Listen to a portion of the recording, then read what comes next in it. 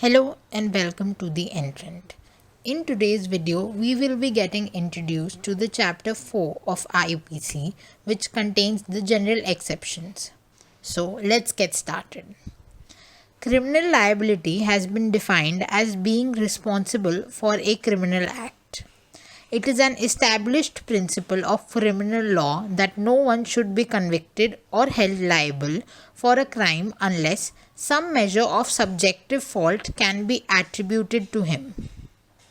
This invariably means that such a person must not only actively perform the act, which is actus reus, but also possess the guilty intention, which is mens rea, required for the commission of such an offence. These two elements are sine qua non to the commission of any offence, as failure to establish those elements leads to an acquittal. However, it is not all acts that are to be punished. There are certain defences that law provides which exculpates criminal liability. It is provided for in section 76 to 106 of the Indian Penal Code.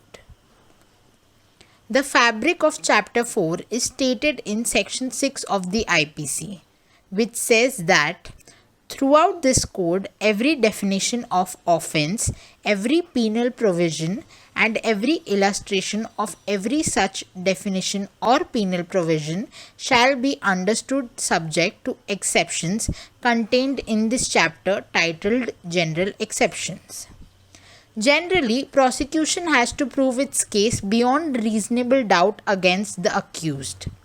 Before the enforcement of the Indian Evidence Act 1882, the prosecution had to prove that the case does not fall under any exception. But Section 105 of Evidence Act shifted the burden of proof to the claimant.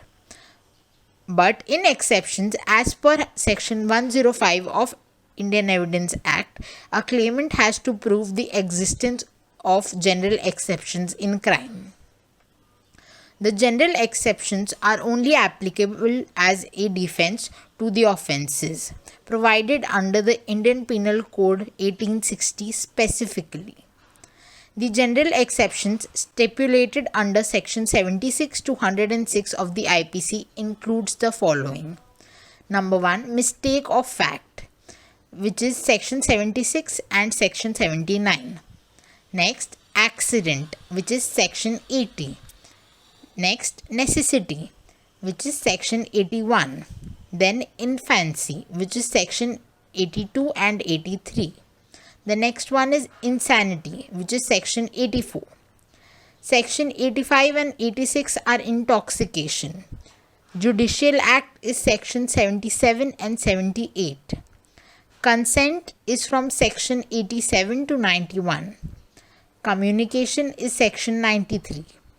Duress is section 94. Trifles is section 95. And private defense starts from section 96 and ends in section 106. General exceptions can further be classified into two types of defenses: excusable and justified defenses. An excusable act is one in which, though the person has caused harm, yet that person should be excused because he cannot be blamed for that act. For example, if a person of unsound mind commits a crime, he cannot be held responsible for that because he was not having the mens rea. Same goes for involuntary intoxication, insanity, infancy, or honest mistake of fact. Now, let's take an illustration into consideration for better understanding. A child of 5 years was playing with a knife and in the process ended up grievously injuring his neighbor.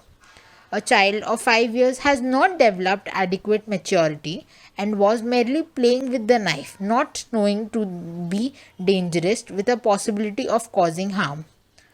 The child will not be held liable as under section 82 of the Indian Penal Code, an act of a child below 7 years of age is not an offence. Now, coming to justified act. A justified act is one which would have been wrongful under normal conditions, but the circumstances under which the act was committed makes it tolerable and acceptable. Let's take another illustration to understand it better. X, who is a surgeon, tells A, who is his patient, that he does not have any chance of survival because of a tumor.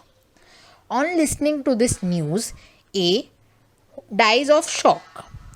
In this case, X will not be liable as the communication that was made by X to A was made in good faith. So, these were the general exceptions which are available to the accused to escape liability or save himself from the offense committed. It may extend to even causing the death of a person or harm an innocent person too, depending upon the circumstances. The accused should also have the right to be heard, keeping in view the democratic character of our nation. That's why these exceptions are provided so as to represent oneself in the court of law. I hope this video was a successful introduction to Chapter 4 of the IPC.